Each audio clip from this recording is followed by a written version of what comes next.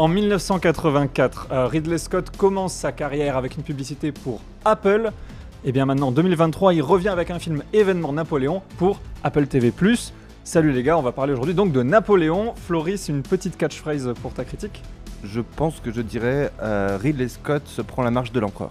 Oh, ça c'est beau. Que vous ayez l'image de Ridley Scott en train de trébucher et de se prendre un pingouin à la marche de l'empereur. de pingouin, évidemment. Et toi, Nono? J'avais peur de voler ta catchphrase, oui. Donc j'en ai pris une autre qui est, j'ai l'impression d'avoir eu le trailer de la version longue. Alors, figure-toi que ça a failli être ma catchphrase. Alors, moi j'en avais d'autres, j'avais Joséphine Ange Gardien. Qui est bien. Mais pour être plus sérieux, c'est Ridley Scott. C'est la dernière fois que je crois en toi. Tout simplement. C'est devenu personnel. Mais tu y croyais pas déjà avant? Non, mais encore moins.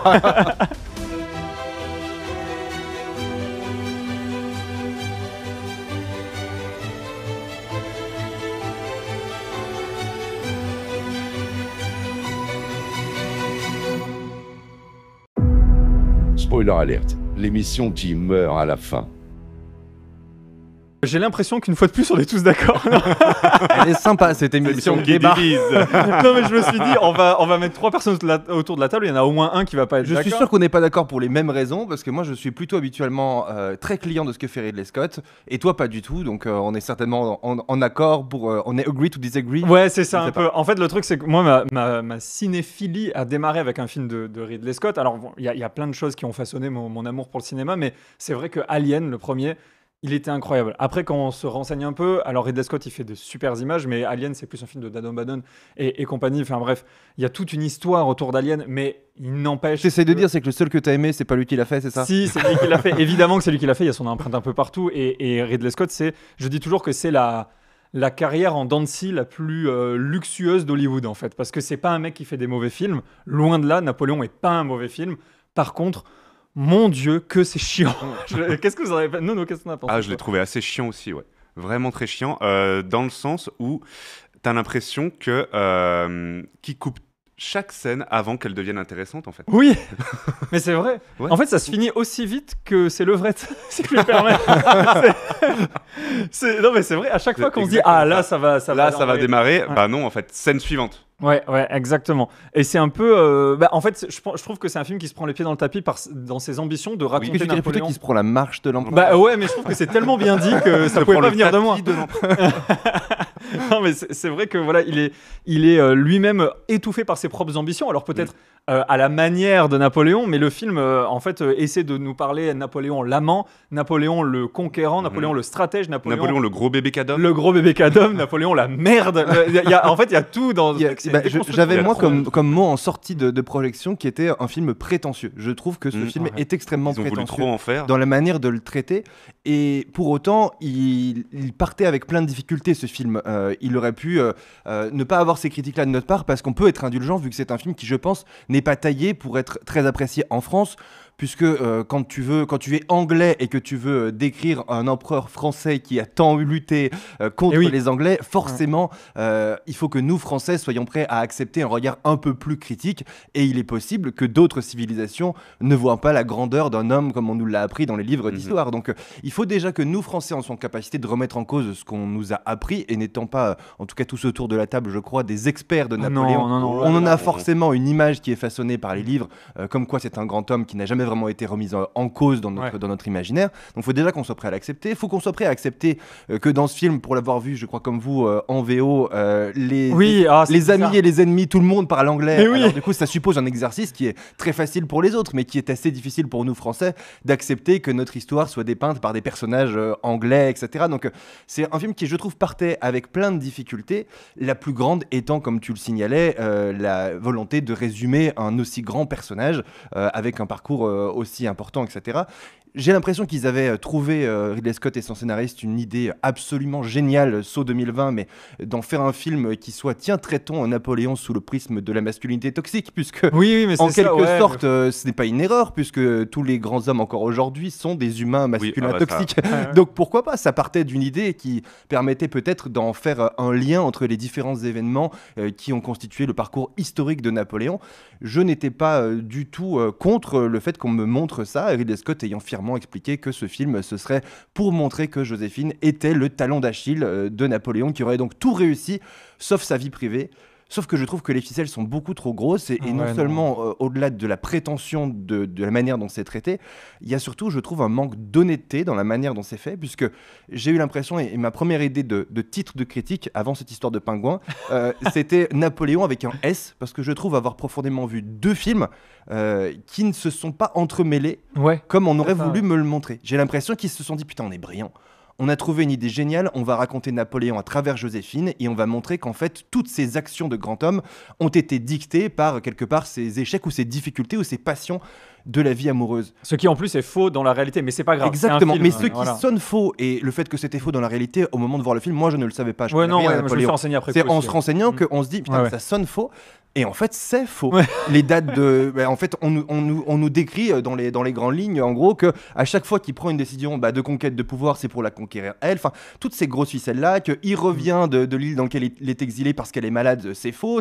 Sa mort, etc. Enfin, il revient d'Égypte parce qu'il apprend qu'il est cocu, alors qu'en réalité, il l'avait appris avant, d'après ce que j'ai lu, et que lui-même cocufiait sa femme, et il avait a priori pas tant de problèmes que ça avec le fait qu'il soit surtout, cocu. je trouve que... ça, il en parle dans le film. Il en parle dans le film. Oui, c'est vrai, ouais. Mais de ce point de vue-là, c'est pareil. Je veux dire, je veux bien qu'on fasse un film qui soit très 2020-2023 et qu'on parle des relations hommes-femmes comme aujourd'hui et qu'on provoque de l'indignation en disant finalement il pouvait pas se permettre d'être en colère contre elle parce que lui il faisait pareil. Mais enfin, à cette époque-là, il me semble que jusqu'à la moitié du XXe siècle, typiquement frapper sa femme est plutôt recommandé et tu peux être soumis à la vindicte populaire parce qu'on considère à cette époque que l'homme, sa mission est de finir l'éducation de sa femme et à l'époque la pédagogie n'est pas forcément une science très développée. Non, donc, à une époque où on découpe les têtes des gens quand on n'est pas d'accord avec eux, c'est sûr qu'on revient de loin. Quoi, époque qui sera en cours jusqu'à François Mitterrand à ma connaissance. C'est vrai. Ah ouais, non mais c'est une dinguerie. Ouais. Donc c'est en tout cas une difficulté qu'on peut avoir à avoir de l'empathie pour des personnages dans un contexte complètement différent.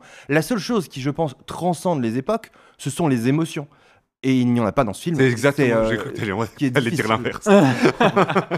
T'as trouvé qu'il n'y avait pas d'émotion? J'ai trouvé qu'il n'y avait pas d'émotion et pour une histoire qui est quand même basée du coup sur une relation amoureuse, sur une histoire d'amour, il y avait zéro émotion quand même. Mais c'est vrai, on ressent rien et c'est d'autant plus dommage que c'est Joaquin Phoenix qui joue. Vanessa Kirby est incroyablement belle et décevant.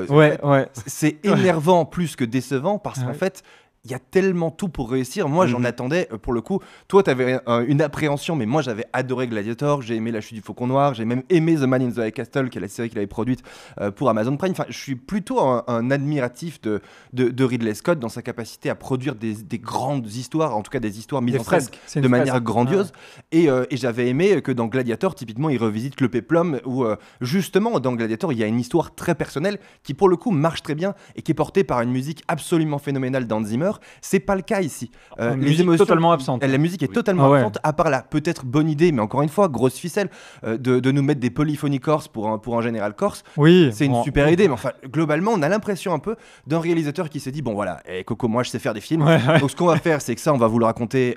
On va mettre une histoire d'amour entre les deux. C'est elle qui va driver le truc. C'est comme ça qu'on raconte les histoires. Et d'ailleurs, quand on lit un peu les interviews de Ridley Scott qui parlent de ce film-là, il dit voilà, ce film, il fallait le raconter comme je l'ai fait parce que l'histoire à raconter, c'est Joséphine, etc. Mais il ne la racontera jamais, ça ne s'entremêle pas du tout.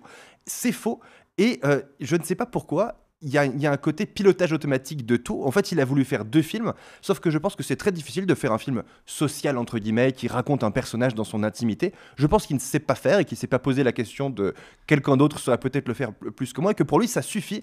La simple idée que une femme ou une faiblesse a permis de conquérir le pouvoir. Mais pour autant, il y avait une histoire très intéressante. Mais en fait, il y a peut-être un bon film là-dedans, et je vous pose la question, est-ce que le bon film, il n'est pas dans la version longue qu'on nous a promis, qui fait plus de 4 heures? Est-ce que c'est ça qui manque d'après vous? C'est possible justement parce que moi c'est le sentiment que ça m'a donné, c'est qu'en fait comme on disait tout à l'heure, les scènes sont coupées et tu vois qu'il manque des choses entre 2 scènes. Par exemple la fois où il s'engueule avec Joséphine en lui disant mais tu n'es rien sans moi, tu n'es rien sans moi, et genre 30 secondes après ils sont tous les deux sur le canapé et c'est elle qui il y a pas eu oui c'est vrai, c'est toi qui n'es rien sans moi. Enfin tu le vois en fait qu'il manque une scène. Pareil quand il devient empereur.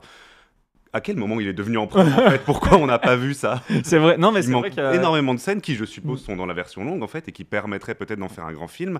Mais en même temps, comme vous disiez, ce sont tellement deux choses qui ne s'entremêlent déjà pas dans la version courte que j'ai vraiment peur que la version longue soit juste encore plus chiante. Ouais, encore plus rompiche, Mais quoi. en fait, je pense que déjà, c'est une erreur de vouloir en faire un film, alors qu'il faut clairement en faire une série. Oui, C'est ouais, c'est vrai. raconté autour de batailles qui feraient des très bonnes fins d'épisodes. Oui. Et c'est peut-être ce qu'ils finiront par faire, parce que je crois que la version de 4 heures dont on parle comme une rumeur n'a pas encore été officialisée par Apple TV et Ouais. Apple Plus, je crois on dit ça. Apple TV+. Apple TV Plus. Ouais. C'était presque. Ils ont tout mis dedans. tout premium.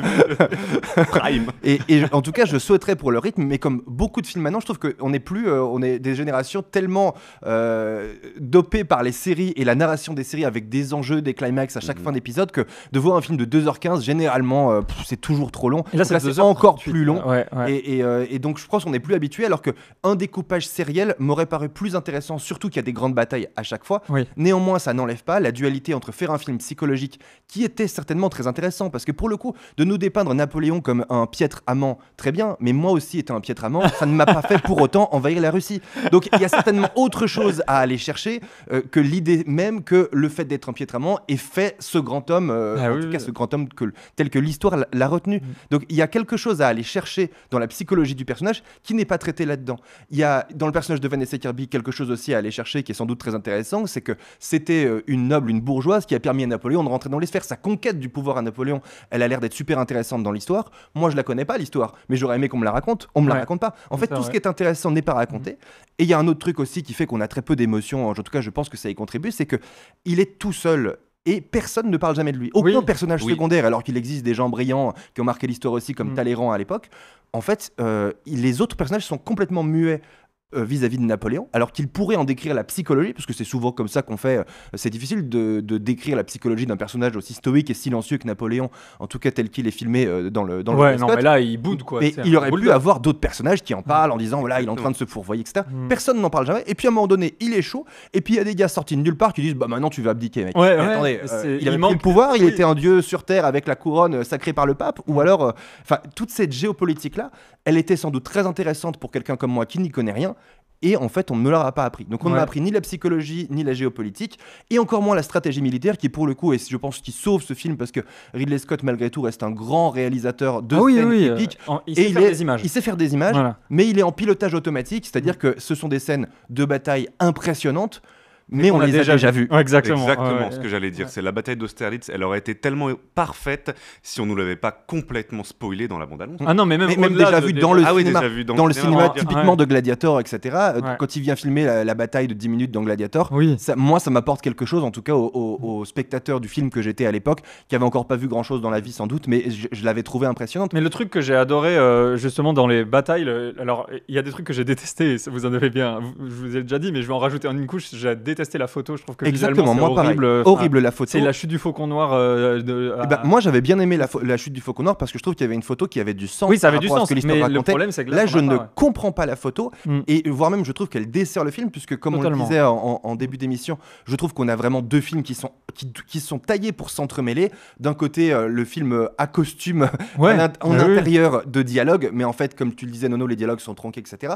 Et puis c'est censé entremêler avec le terrain et la bataille, sauf que c'est réellement deux films et à l'étalonnage, il y a rien. On aurait pu aller nous chercher, je sais pas, des petites subtilités de couleurs complémentaires Mais oui, qui bien allaient sûr, montrer la évidemment. complémentarité entre les deux parties. Ça n'est pas fait. Et je trouve que la photo, enfin, je me suis même pris à dire, mais attendez, c'est la première fois qu'il tourne en numérique. Mais oui, Pourquoi mais Parce c'est que vrai, c'est on a pas beau, l'impression que bleu, c'est moche. vilain et Ouais, c'est c'est surtout bleu-gris. Ouais. extrêmement mal éclairé. Oui. Genre, Genre c'est le challenge de ne pas éclairer les visages quoi, c'est Exactement. vraiment ça. Et en fait tu C'est sens bizarre. que c'est parce que moi j'ai l'impression que Apple, Netflix et compagnie ils disent on doit vendre notre offre HDR et comme ça on mettra des films qui sont très adaptés à la technologie et les gens seront contents d'utiliser leurs écrans comme ça, mais en fait c'est juste moche. Enfin moi ça fait moi très j'ai longtemps trouvé que vraiment très choquant que ce soit si vilain, Oui. d'autant plus que j'ai fait l'erreur de vouloir aller le voir en IMAX. On l'a tous Zéro vu en IMAX. scène en IMAX pour le coup, enfin au rapport IMAX. ouais, alors par C'est- contre c'est le la- son c'est une grande salle, le son Ah, le est son est impressionnant et incroyable. très percutant, mais pour le coup la technologie IMAX Valait pour pas moi le c'est coup pas du le son. Ah ouais, non Et non bien vraiment sûr. c'est très choquant, en tout cas pour moi qui suis en ce moment en train de regarder toute la lumière que l'on peut voir, je sais plus le nom exact, sur Netflix, qui est une série pour le coup tourné en France en anglais par des Anglais avec les mêmes contraintes de départ, mais qui est extrêmement bien éclairé. Je trouve que le contraste est très frappant avec ce film qui est d'une fadeur. On a vraiment l'impression qu'il n'y a pas eu d'étalonnage, en tout cas pas eu d'ambition artistique d'étalonnage, seulement l'idée de mettre un filtre bleu pour dire bon bah clairement si on filtre pas là on va voir que l'herbe elle est verte et que c'est à la caméra numérique. Enfin, il y a un manque de travail et quelque part j'ai trouvé aussi une justification là-dessus dans les interviews de Ridley Scott qu'il a pu donner à la presse, qui est d'annoncer fièrement, c'est pour ça qu'on en revient à l'idée d'un film prétentieux qu'on avait au départ. Il dit voilà, c'est un film qu'on a tourné en 61 jours, là où normalement il faut plus du double. Mais mec, il n'y a pas de quoi être fier d'avoir bâclé en fait.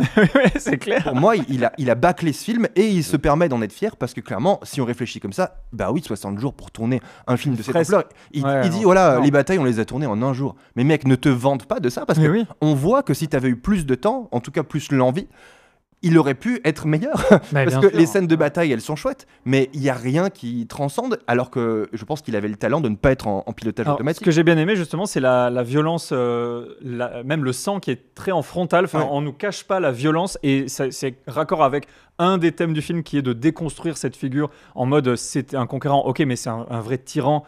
Qui a fait beaucoup de mal. D'ailleurs, le film se termine avec un body count, quoi. Enfin, c'est vraiment ça. Pour le coup, là encore, quand on regarde un peu j'ai lu quelques articles d'historiens pour essayer de combler mes lacunes. C'est un peu l'avantage, peut-être le seul de ce film, c'est qu'il donne envie d'en savoir plus, ne serait-ce sur ce qui est vrai ou pas vrai. Donc, quelque part, on en apprend quelque chose pour nous-mêmes en faisant des recherches. Mais en gros, les historiens trouvent qu'il y a une apparente contradiction entre le nombre de morts qui est étalé à la fin comme relevant de la seule responsabilité de Napoléon, alors que semblerait-il, dans l'histoire, Napoléon était surtout en défensive. Il aurait plutôt été prophète de la paix, qu'il aurait d'ailleurs même signé avec les Anglais. Et ce sont les Anglais qui ont rompu la paix, ce qui n'est pas indiqué dans le film réellement. Et surtout l'ensemble des autres empires qui, envieux du succès de la France, attaqueraient sans cesse Napoléon. Et de fait, il était en position de défense, alors même que ce n'était pas forcément sa volonté première. Le film fait par ailleurs l'impasse sur quelques grandes choses que l'histoire de France aura retenues de Napoléon, notamment l'invention du Code civil, qui est ce que moi on m'avait appris dans mes livres d'histoire en 4e, ou je ne sais plus à quelle époque lointaine, mais en tout cas, ou l'école Saint-Cyr militaire, etc. Enfin, c'était un stratège, c'est quelqu'un qui a apporté beaucoup au pays, et pour autant, ce n'est absolument pas mentionné là-dedans comme faisant partie de son héritage, donc je trouve ça dommage aussi. Non, mais c'est clair. Puis en fait, quand on voit... en fait, il essaie de rendre attachant Napoléon. En tout cas, c'est comme ça que je l'ai vu, parce qu'il a beaucoup d'ambition et il est nul au lit. J'ai dit, c'est un film sur moi. Exactement, mais c'est ce que je disais. Mais pour autant, comme je te disais, on n'a pas envahi la Russie. Donc, mais oui. Mais non, mais c'est nul. J'ai l'impression que c'était... Enfin, plus j'ai regardé le film, plus je me suis rendu compte que c'est pas vraiment un film historique, en fait. Ça relève même plus de l'ordre de la fiction. Mais d'une mauvaise fiction. Ouais, mais d'une mauvaise fiction, racontée par un British qui s'était fait taper dessus par Napoléon, plus ou moins. Non, mais pourquoi pas? Ça aurait pu être une super idée. Moi, vraiment, l'argument principal en ce moment qu'on voit dans les médias, etc., c'est un mauvais film parce que c'est un film qui n'a pas d'exactitude historique. Mais, non, mais ça, on s'en fout, concrètement, moi, à titre personnel, je m'en fous. Pour prendre un exemple qui n'a rien à voir dans son ampleur, mais la série Tapis sur Netflix prend des libertés énormes avec la réalité, en allant notamment recréer de toutes pièces un personnage féminin, etc. Mais pourquoi pas, si c'est une bonne série et que je passe un bon moment, si en sortie de film je me dis j'ai passé un super moment cinéma, après libre à moi d'aller vérifier si les choses sont vraies ou pas. Exactement. Et c'est généralement à portée de souris de trouver un article qui dit les 10 incohérences historiques ou j'en sais rien. C'était pas grave que ce soit pas vrai, c'était pas grave que ce soit pas exhaustif. C'est un peu plus grave qu'il y ait autant d'argent mis dans un film qui, pour moi, est bâclé, réalisé trop vite et avec trop de prétention. Le budget frôle les 200 millions, qui est énorme. Hein. C'est un budget à la Marvel. Enfin, c'est très, très, très, très haut. C'est pour ça que je pense quand même qu'ils vont essayer de rentabiliser ça à fond avec la rumeur de série. Mais est-ce que vous pensez que la série sauvera le film? Parce que moi, j'ai de gros doutes. J'ai l'impression qu'il y a vraiment deux films qui ne s'entremêlent pas, que si ça avait été une direction artistique, ils l'auraient fait, que ça reste une image qui n'est pas si jolie, comme on le disait, une musique qui est complètement insignifiante. Enfin, en gros, tous les éléments pour faire en sorte que ce film qui se veut être un film psychologique qui explique des batailles d'ampleur soit raté, parce que il y a deux styles différents. On dirait même que ça a été réalisé par deux personnes et qu'on en a fait un montage. Enfin, on nous expliquerait que ça a été réalisé par quelqu'un qui fait plutôt des films à costume et quelqu'un qui serait Ridley Scott qui fait des films de bataille, et qu'on a dit à cette personne au montage, fais-nous un truc avec ça. Et c'est vrai. Ça me choquerait absolument pas, tellement il y a pas de cohérence dans la manière de le filmer. Puis la dernière fois qu'on avait vu un film sur Napoléon, c'était le téléfilm avec Christian Clavier, voilà. Mais ils avaient eu l'intelligence négligence de le faire en 2 parties, je crois. C'était un téléfilm, c'était très long parce que, alors c'était pas forcément un chef-d'œuvre, loin de là, mais au moins ils avaient compris peut-être l'ampleur du personnage qu'ils étaient en train d'adapter.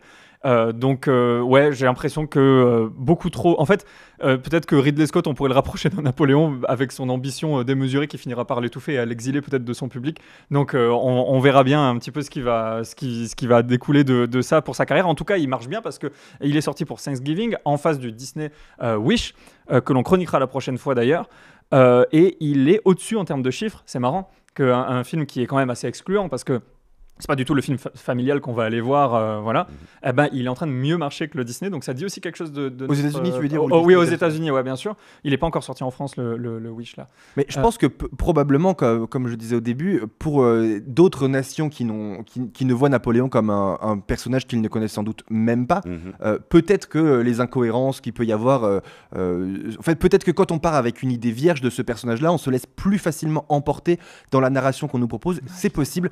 Néanmoins, je reste assez convaincu que c'est un mauvais film, que l'on soit français ou pas, ça reste un film qui est fait avec de trop grosses ficelles et trop peu d'honnêteté intellectuelle pour que ce soit brillant, intelligent et subtil surtout. Ouais, on est un peu tous d'accord, je crois, hein, là-dessus. J'aurais adoré l'adorer, parce que vraiment, je voue un culte à Joaquin Phoenix et encore plus à Vanessa Kirby depuis Piece of a Woman, que j'avais adoré, et donc j'en attendais énormément. Et là, je suis resté dans l'incompréhension. Parfois, des films sont sauvés par des acteurs, typiquement en salle toujours en ce moment, il y a l'Abbé Pierre dans un autre registre, hein, mais qui pour moi est sauvé par la performance de son acteur bien plus que par la réalisation. Mais là, ce n'est pas le cas. Et oui, et puis je voulais juste terminer aussi en disant qu'il sort dans un contexte de cinéma où, en fait, l'année cinéma qui vient de s'écouler nous rend plus exigeants vis-à-vis des biopics. Parce qu'on a eu quand même Oppenheimer qui est non seulement, se contente pas d'être qu'un excellent film. Bon, c'est quasiment un chef-d'œuvre et ça a mis une nouvelle référence de comment on adapte une histoire vraie du mieux possible et le plus engageante possible pour un public de 2023. Et comment un réalisateur peut faire de la réalisation à partir de l'histoire. Mais oui, il ne s'agit pas de faire un documentaire là. Si Ridley Scott veut faire un documentaire de reconstitution pour faire des images d'illustres pour un documentaire sur les batailles, à la limite très bien, c'est ultra premium, mais pourquoi pas. Mais à un moment, s'il n'y a pas la perfection historique, parce qu'on fait des licences d'auteur sans arrêt pour raconter une histoire, il faut que cette histoire soit magique, il faut que cette histoire soit incroyable, et il faut que la mise en scène le soit aussi. Et là, non, je pense qu'on est tous d'accord. Nono, t'es d'accord aussi. D'accord. J'aimerais bien conclure avec une critique que j'ai lue sur Letterboxd qui dit, alors je vais vous le traduire pêle-mêle évidemment, qui dit c'est bizarre, la dernière bande-annonce que j'ai vue au sujet de Napoléon disait que le film était réalisé par le réalisateur de Alien, Blade Runner, Gladiator, La Chute du Faucon Noir, American Gangster, Seul sur Mars, mais le film que j'ai vu a été réalisé par le réalisateur de Alien Covenant, Robin des Bois, Kingdom of Heaven et Hannibal. C'est vraiment, ça représente bien la carrière en dents de scie qu'a Ridley Scott. Alors évidemment, tous les films que j'ai cités sont des films de Ridley Scott, mais il peut vraiment faire le haut du panier et le très très bas du panier. Et là, on était malheureusement dans la deuxième catégorie. Y compris avec de grands acteurs, ce qui en dit aussi long sur l'importance d'un réalisateur dans le succès d'un film. Exactement, tout à fait. Pour finir, Nono, si tu as une note sur 5, tu donnerais quoi ? Je donnerais 2 sur 5. J'aurais donné 2 aussi, tout en sachant que c'est profondément injuste parce que ça reste quand même un grand divertissement, on va dire quand même ce qui est. C'est pas, il y a plein de films qui sont beaucoup moins ambitieux en termes de réal, des batailles, etc. Rien que pour ça, ça vaut quand même largement le coup d'être vu. Donc ça vaut dans l'ensemble des films, ça vaudrait probablement un 3.5, mais je mettrais 2 parce que c'est décevant. Ils n'ont pas le droit, avec autant d'argent, des acteurs aussi brillants et une grande histoire qui peut être portée par plein de petites histoires. Ils n'avaient pas le droit de faire aussi médiocre. Et vraiment, à chaque fois je le dis, on se concerte pas, mais j'ai aussi mis 2, vous pouvez le voir, mes amis autour de la table, j'ai bien mis 2 sur Letterboxd. Non, vraiment. Il vient de toucher son téléphone et il dit j'ai mis comme vous, ça va. Il était à 5, pas à nous. C'est un peu le Ridley Scott de l'équipe, on peut le dire. Exactement. En tout cas, on parlera peut-être d'une autre fraude la prochaine fois, c'est Wish, Achat et la nouvelle étoile, je sais pas comment ça s'appelle. Achat, mais c'était... Oui, on parle du site internet vraiment. Achat dans Wish, c'est incroyable. Ouais, en tout cas, on aura plein de choses à dire. Je l'ai vu en avant-première. Il y a beaucoup de choses à dire sur ce film. On en parle la semaine prochaine. En tout cas, à très bientôt les amis. Ciao, ciao.